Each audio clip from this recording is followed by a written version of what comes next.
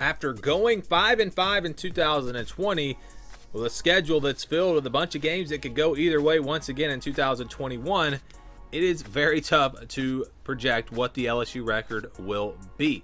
And I want to make it clear, this is not an official prediction for me. This is simply a projection based off of this schedule.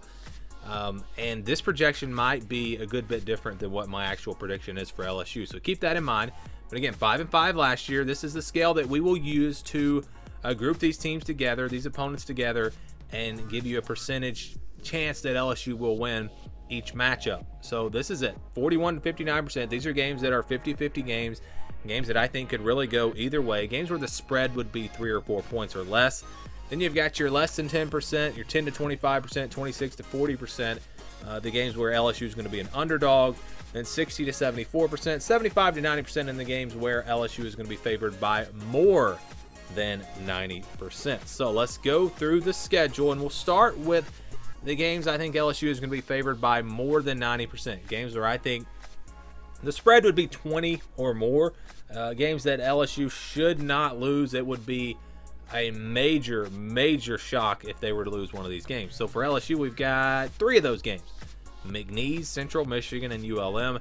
Pretty easy wins there, I think, in the non-conference. Nothing that I'm too concerned with. But then when you look at that next group of games, the 75 to 90% range, games where I think LSU is going to be favored by double digits, 14 points, 17 points, somewhere in there. When you look at the schedule, do you see any games where LSU is going to be a clear favorite, should not lose?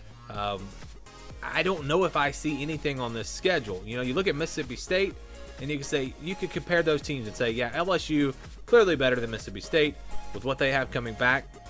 But this is a very conservative approach. And again, this is the difference in a projection and an actual prediction. Mississippi State, when we do this, we have to go back to last year. Mississippi State just beat LSU, plus this game is on the road. So saying that LSU is going to be a big favorite in that game, that's just not how this works. Now, in my personal opinion, I might think LSU is going to win that game by 30 points. I'm not saying I do, but I might think that way. But we have to just look at these factors, and I try to be really conservative with this. And when you do that with LSU, they just don't have any games. UCLA is a game that I thought about putting in this category in the blue. But with the game being week 1 and on the road all the way out west, I don't think LSU is going to be a 14-point favorite in that game. I think it's probably closer to a touchdown. So this schedule for LSU is filled with a lot of purple. And here it is: UCLA, Mississippi State, Auburn, Kentucky, Ole Miss, Arkansas. Now, I think LSU will be favored in all of these games. There's 6 of these games.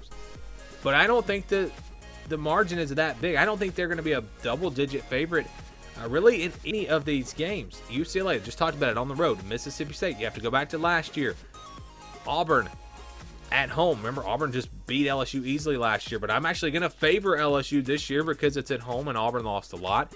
Kentucky's going to be a tough opponent on the road. Ole Miss, tough opponent on the road. Close game last year. Arkansas was a close game last year.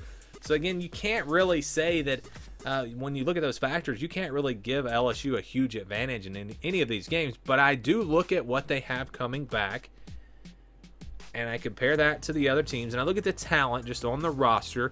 LSU is up there with Alabama and Georgia and Texas A&M in the SEC. Maybe throw Florida in there. When you look at how they recruit, those programs are clearly above everyone else right now. So the talent is there for LSU. And if they don't have injuries and everybody stays healthy and everything, they should be favored, I think, by 6, 7, 8 points in all 6 of these games. That's why they are in purple. Now let's go to the other side of this. Games where LSU, I think, will be an underdog. I think there's only one game where LSU is a clear underdog, and that is November 6th. It's on the road at Alabama. We're putting it in the orange. I think when you look at last year and how easily Alabama won that game, the fact that this year it's on the road, I know LSU fans are going to say they've got a shot in this game and maybe it should be in the yellow. Maybe they're not that big of an underdog. And I would say that it's much closer to 25% than it is to 10%. But I can't look at last year, the talent that we know Alabama will still have, plus the fact that it is on the road. I can't look at this game and say that LSU will have much of a chance in this one. Alabama, I think, will be a big favorite. I'm going to put it in the orange. That leaves Florida and Texas A&M, the final 2 games on the schedule, and these are the 2 games that I could really see going either way. Honestly, if I had to pick right now, I'd pick LSU to win both of these games because they're playing at home, and I think the teams will be fairly even.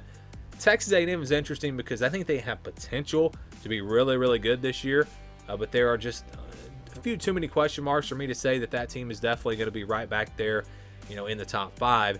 So the fact that these games are at home, I kind of like LSU.